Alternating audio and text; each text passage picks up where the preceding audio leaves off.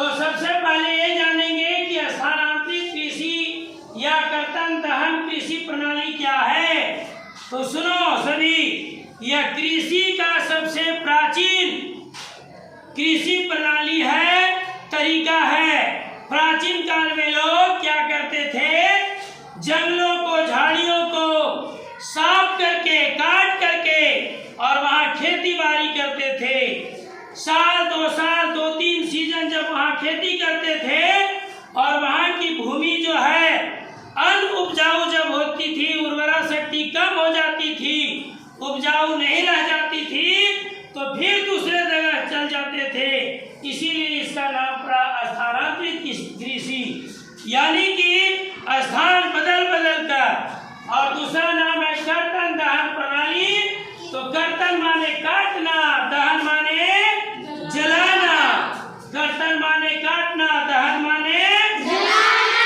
तो यहाँ पर पेड़ पौधों को काटकर, झाड़ियों को काटकर, वहाँ जलाकर और जो राख आदि तैयार होता था वो खेत में, मिट्टी में जो है वो मिला दिया जाता था, जिससे मिट्टी उपजाऊ बनता था।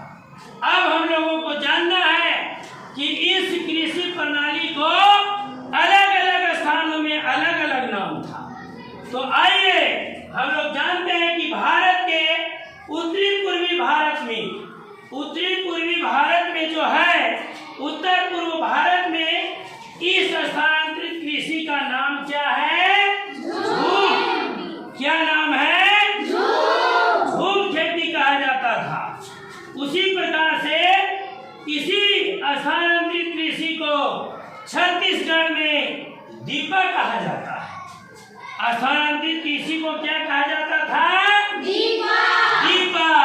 इसी प्रकार से कुछ अन्य देशों में भी अलग अलग नाम था। मलेशिया में इसी खेती का नाम था लदान।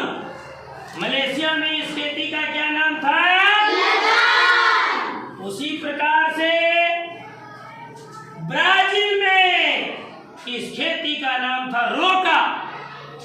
कर्तन दहन प्रणाली या स्थानांतरित कृषि का नाम ब्राजील में क्या था? रोका।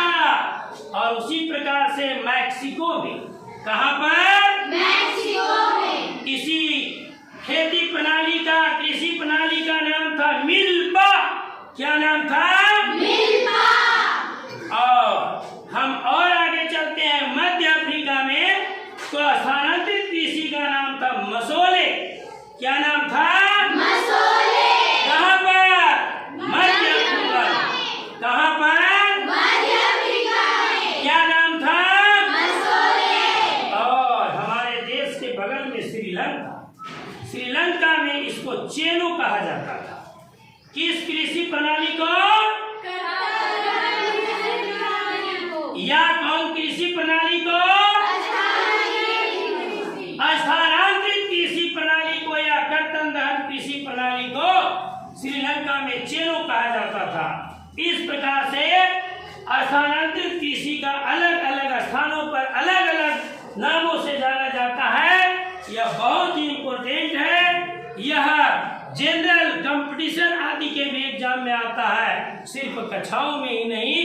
इसे जानना बहुत जरूरी है। थैंक यू, धन्यवाद।